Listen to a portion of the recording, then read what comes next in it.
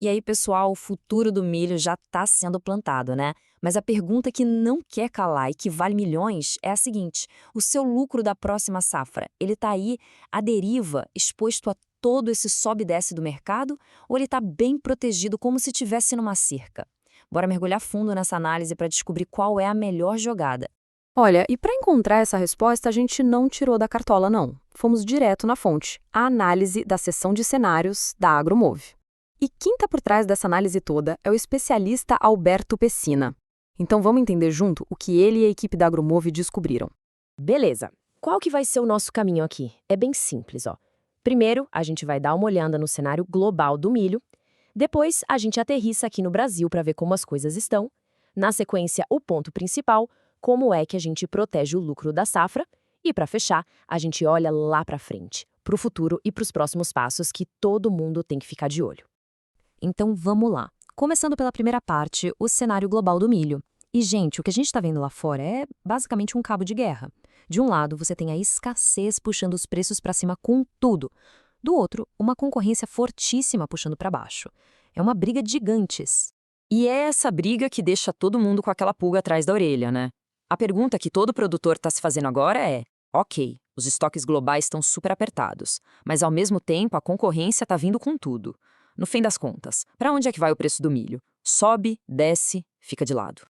Então, vamos analisar quem está puxando a corda para cima. O principal fator de alta, sem dúvida, vem lá dos Estados Unidos. A projeção por lá é de uma produção menor, sabe? Eles reduziram bastante a área plantada. Mas o ponto que está pegando mesmo são os estoques, que estão no limite, coisa de 10,2%. Isso aí cria o que o mercado chama de prêmio de escassez, ou seja, quem tem, vende mais caro. E isso dá um suporte gigante para os preços.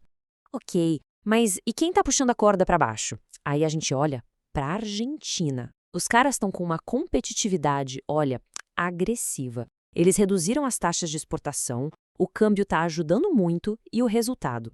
O milho argentino está super competitivo e está literalmente roubando o mercado do Brasil e dos Estados Unidos, especialmente lá na Ásia.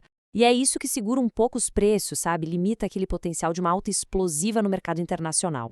E no meio dessa briga, quem é que bota um piso ali nos preços para não deixar desabar? A China, claro. Os estoques internos deles estão caindo e a necessidade para suprir o consumo por lá é gigantesca.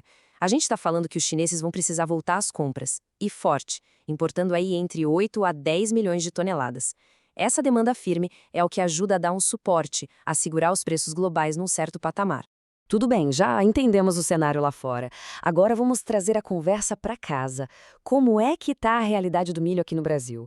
Porque o jogo aqui dentro tem outras regras, outras peças importantes. A gente está falando de uma demanda interna fortíssima e, claro, aquele nosso velho conhecido, o clima, o olhar que está sempre atento para o céu. E olha, pensando na safra 25-26, a situação por aqui também está bem apertada. Para começar, nossos estoques internos estão nos menores níveis dos últimos 3 anos. Ao mesmo tempo, a demanda para etanol e para proteína animal está batendo recorde atrás de recorde.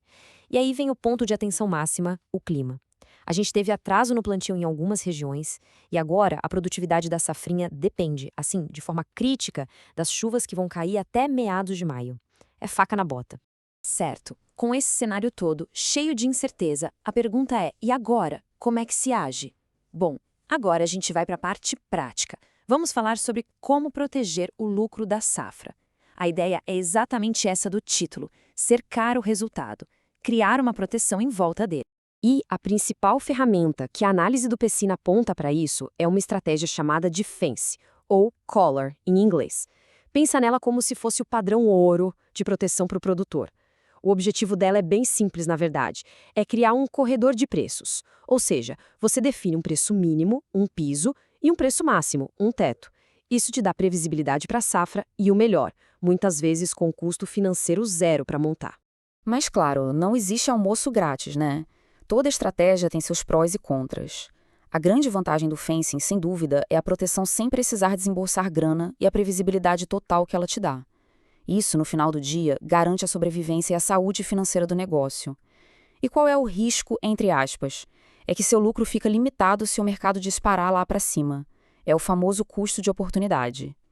E claro, exige uma gestão de margem na bolsa. E aqui, pessoal, tá o pulo do gato.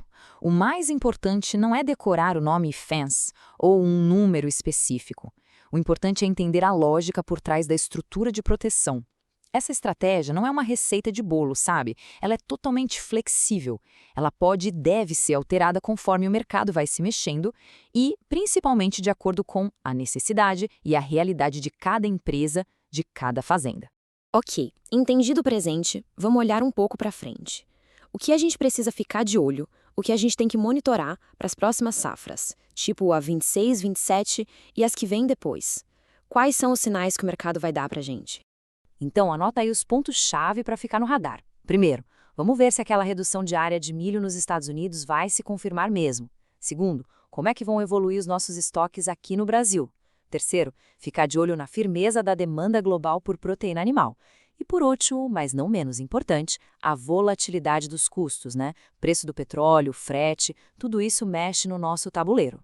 Agora, o grande desafio é pegar essa montanha de dados e transformar em decisão, certo? E a boa notícia é que ferramentas para monitorar tudo isso e principalmente para ajudar a executar essas estratégias de gestão de risco, como a FANS que a gente falou, já existem. E está tudo integrado lá na plataforma da Agromove. Olha, o que a gente fez aqui foi um grande resumo, um apanhado dos pontos principais. Mas a análise completa, com todos os detalhes, os números, as nuances, tá tudo lá disponível para quem quiser ir mais fundo. É só acessar a gravação completa da sessão de cenários Pecuária e Grãos lá na Agromove. E para quem ficou curioso e quer botar a mão na massa, ver como essa plataforma funciona na prática, fica aqui meu convite. Entra lá no site, é www.agromove.com.br, faz um teste gratuito, sem compromisso, clica lá, experimenta as ferramentas e vê na prática como elas podem te ajudar a tomar decisões melhores no seu dia a dia.